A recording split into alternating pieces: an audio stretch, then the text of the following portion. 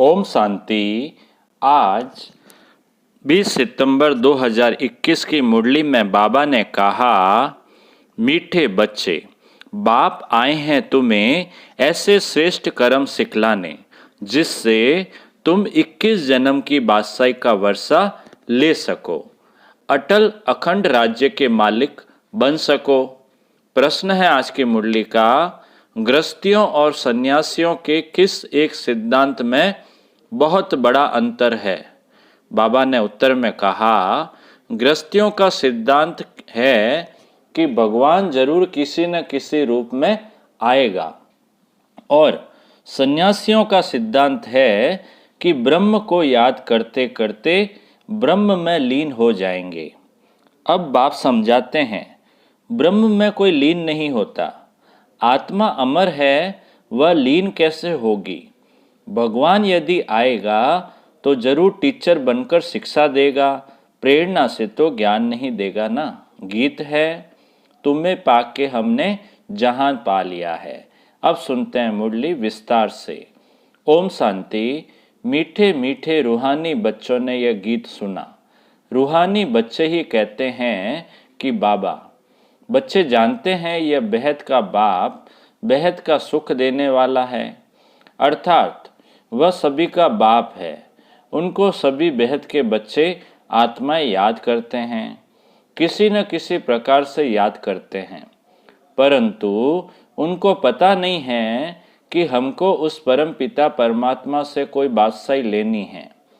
तुम जानते हो, हमको जो बाप सतयुगी विश्व की बादशाही देते हैं वह अटल अखंड अडोल है।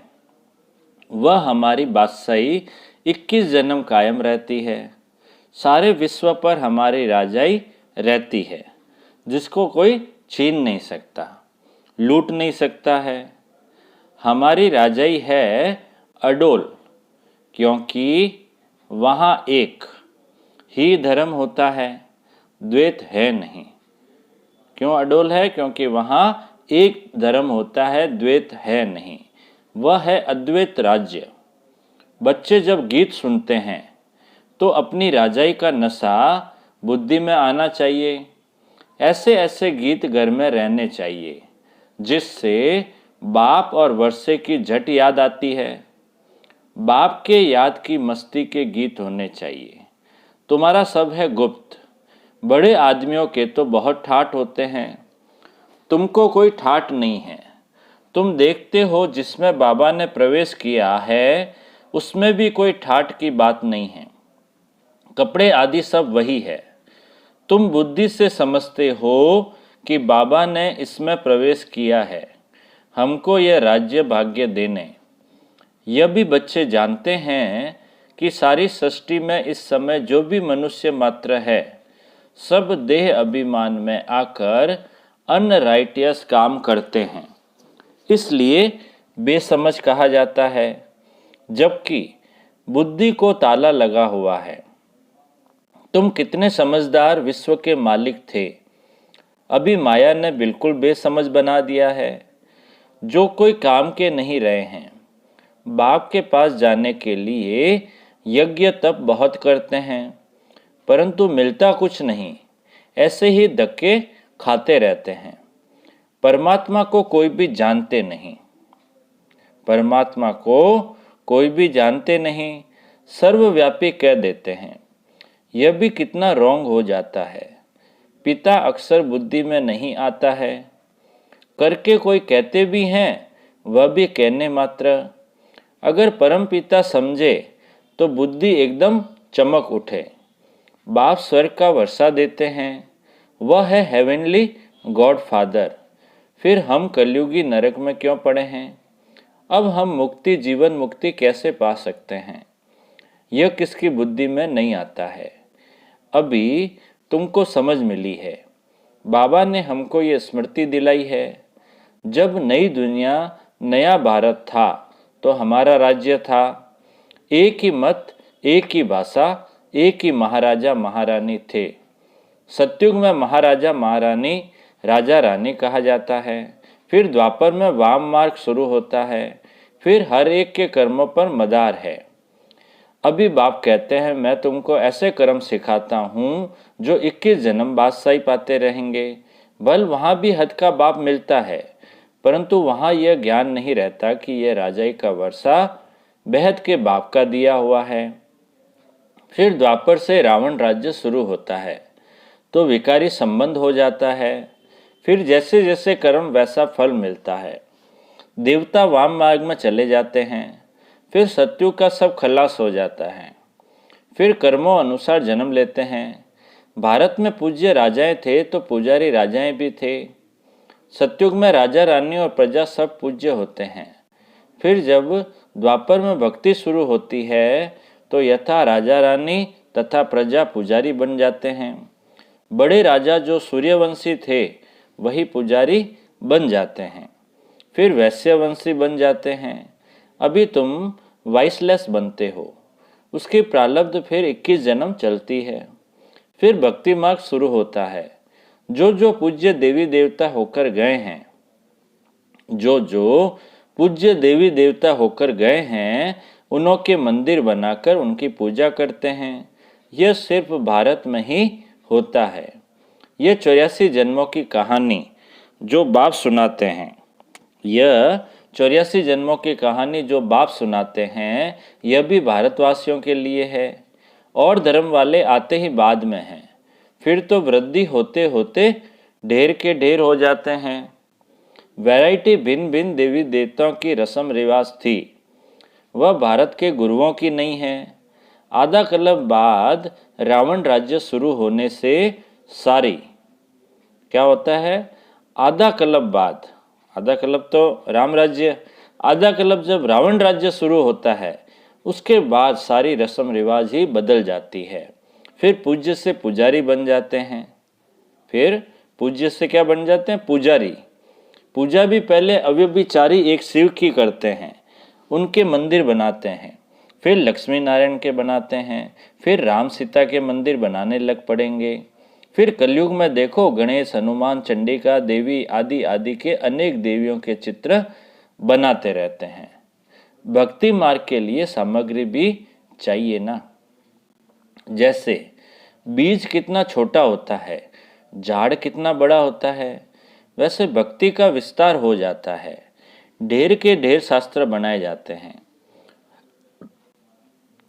अब बाप बच्चों को कहते हैं ये भक्ति मार्ग की सामग्री सब खत्म होनी है। अब मुझ बाप को याद करो। भक्ति का प्रभाव भी बहुत है ना। कितनी खूबसूरत है। नाच तमाशा गायन कीर्तन आदि कितना खर्चा करते हैं।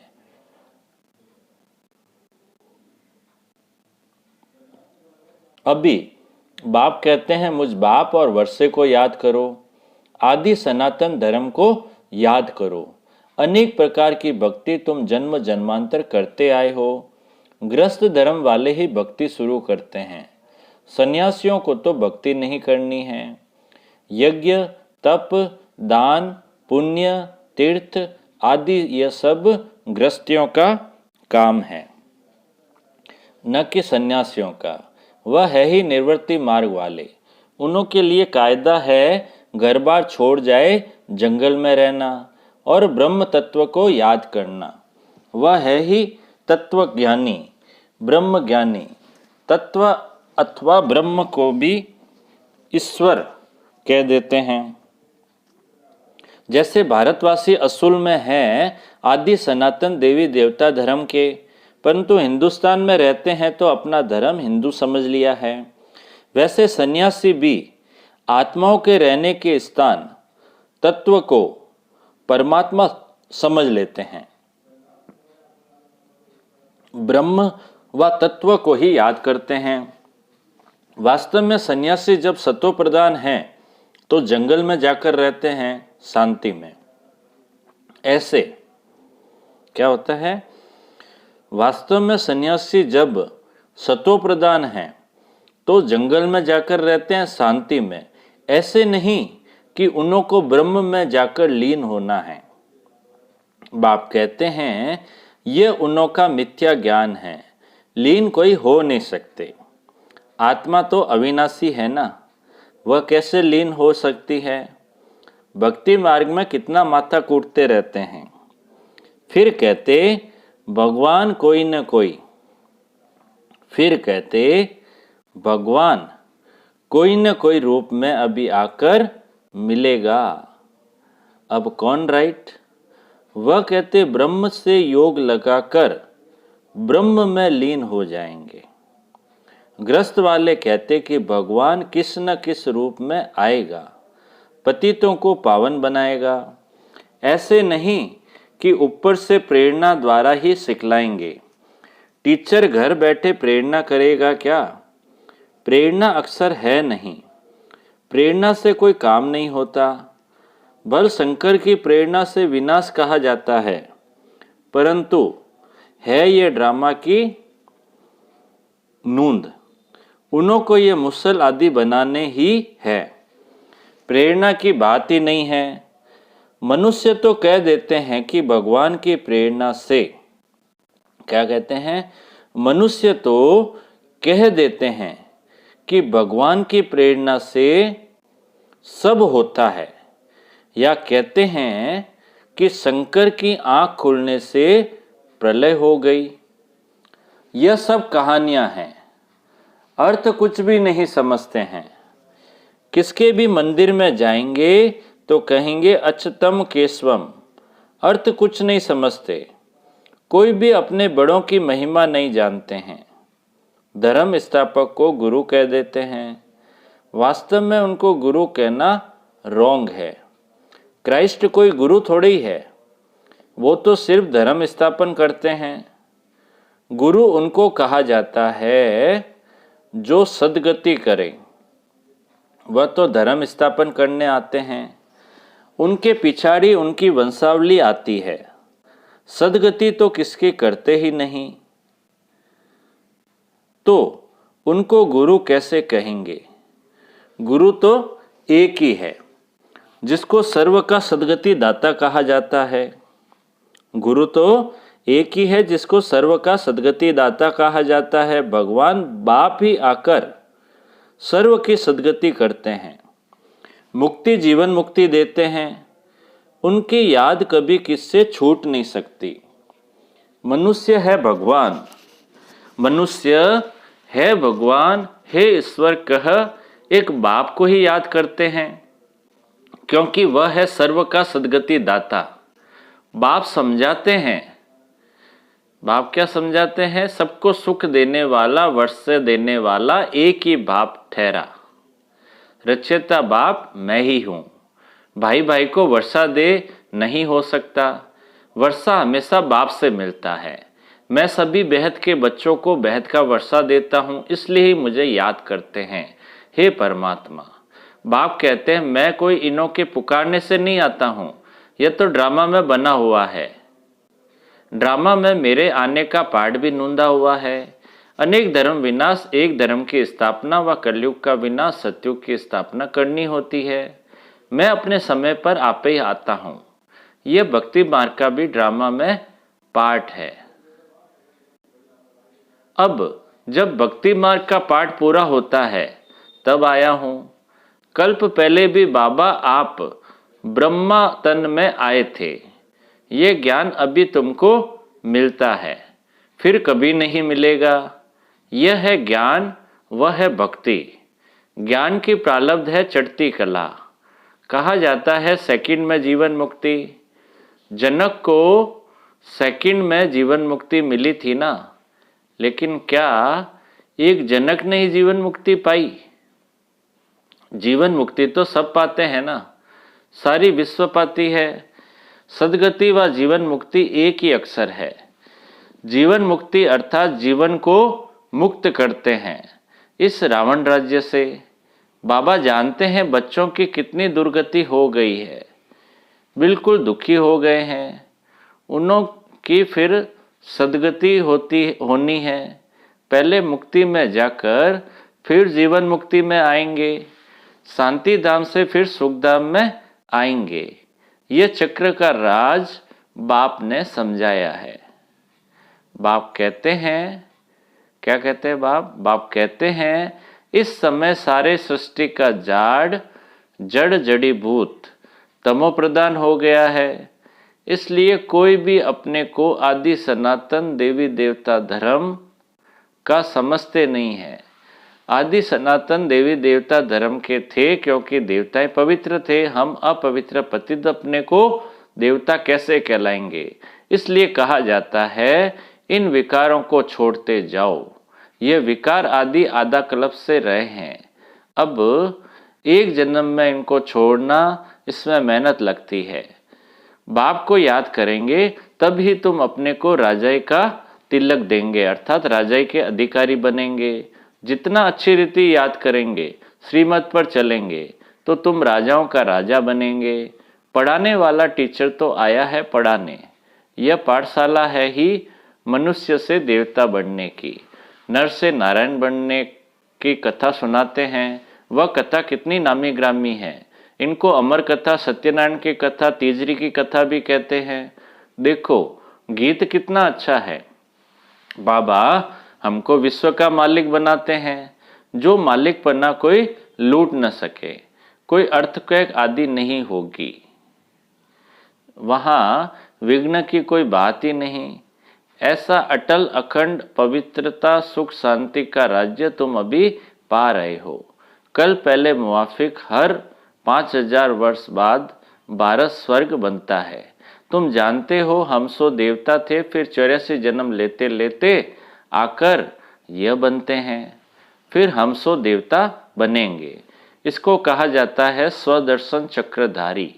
अच्छा बाप दादा बोले, मीठे मीठे सिकिलदे बच्चों प्रति माता पिता बाप दादा का याद प्यार और गुड मॉर्निंग। रूहानी बाप की रूहानी बच्चों को नमस्ते। हम रूहानी बच्चों की रूहानी बाप दादा को याद प्यार गुड मॉर्निंग और नमस्ते नमस्ते नमस्ते सदा रहेंगे। हंसते हंसते बन जाएंगे फरिश्ते। वाह बाबा वाह मेरा भाग्य। धारणा के लिए मुख्य सार में पहला पॉइंट, अपने आप को राजाई का तिलक देने के लिए याद की मेहनत करनी है। सब विकारों को छोड़ देना है।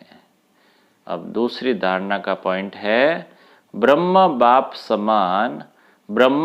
समान साधारण और गुप्त रहना है। बाहर का ठाट आदि नहीं करना है। अपने भविष्य राजाई के नशे में रहना है। अब मीठे बाबा का मीठा वरदान, नॉलेजफुल, पावरफुल और लवफुल स्वरूप द्वारा हर कर्म में सिद्धि प्राप्त करने वाले सिद्धि स्वरूप भव। नॉलेजफुल, पावरफुल और लवफुल स्वरूप द्वारा हर कर्म में सिद्धि प्राप्त करने वाले सिद्धि स्वरूप भव। विस्तार, जब वाणी द्वारा सर्विस करते हो तो मनसा पावरफुल हो।